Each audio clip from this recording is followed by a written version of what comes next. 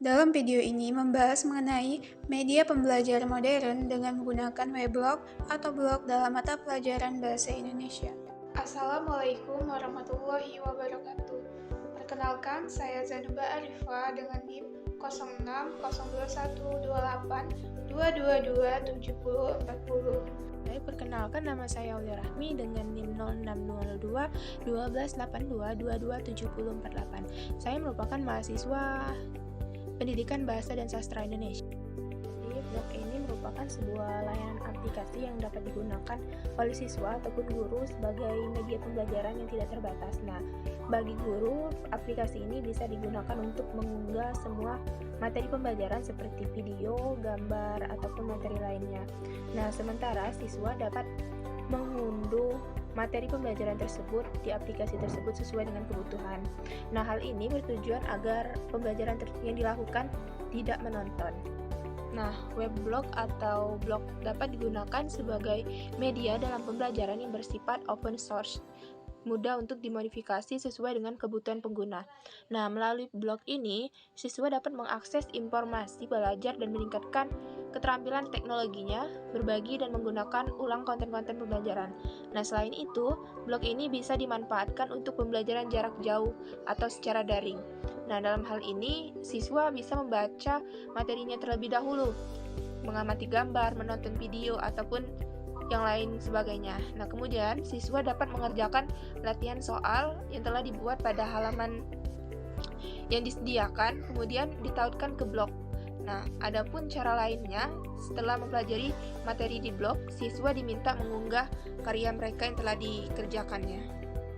Nah, adapun menurut Sartono, dalam penelitiannya yang berjudul Pemanfaatan Blog sebagai Media Pembelajaran Alternatif di Sekolah tahun 2016, adapun langkah-langkah untuk menjadikan blog sebagai media pembelajaran alternatif di sekolah meliputi yang pertama, guru haruslah memiliki blog terlebih dahulu. Nah, setelah itu, guru bisa mengisi blog dengan berbagai tulisan materi pembelajaran dan menamainya atau memberi label di blog. Nah, untuk guru Bahasa Indonesia kelas 10 misalnya, dengan label teks anekdot, teks eksposisi, teks laporan hasil observasi, teks prosedur, tugas remedi, ataupun yang lain sebagainya.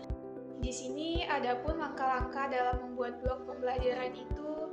Diantaranya ialah yang pertama, sebelum membuat blog, terlebih dahulu memiliki akun Gmail untuk digunakan dalam mengakses blog nantinya. Yang kedua, kemudian akses situs www.blogger.com melalui browser Google Chrome.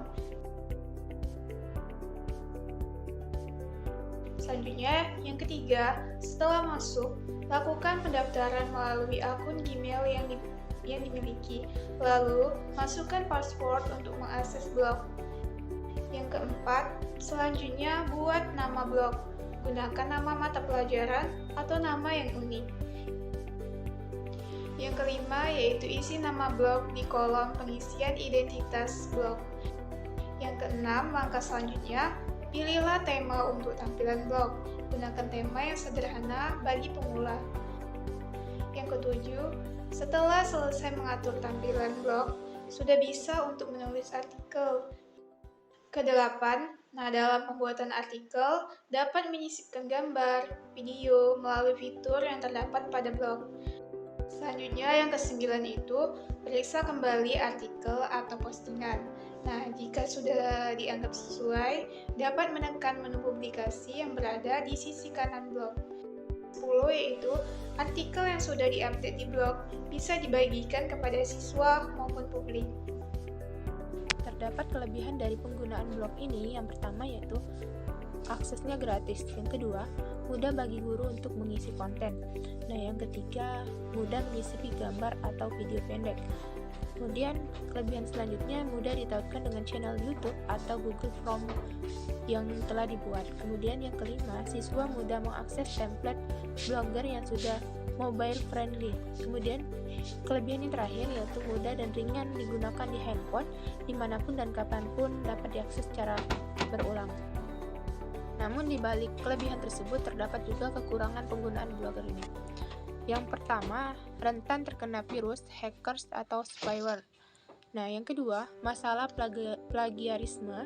Yang ketiga, mudah disalahgunakan fungsinya dan tulisan yang ada di dalam blog kurang dapat dipertanggungjawabkan. Kemudian, kekurangan yang keempat, kemahiran berkomunikasi menjadi lemah.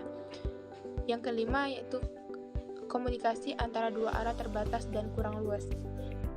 Peluang dalam penggunaan blog.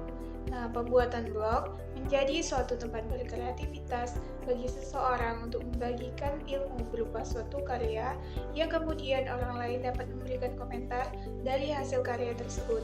Nah, dalam pelajaran bahasa Indonesia, penggunaan blog sebagai media pembelajaran bagi seorang guru dapat memposting suatu materi pelajaran bahasa Indonesia yang disusun dalam suatu bahasa yang formal, tetapi lebih santai.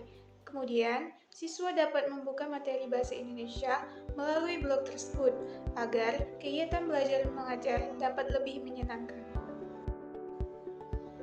Dalam penggunaan blog, terdapat tantangan yang harus dihadapi. Di antaranya ialah yang pertama itu menjaga kontinuitas ide. Nah, yang kedua di sini ada menghindari plagiasi. Dan yang ketiga ialah beradaptasi dengan tren terkini.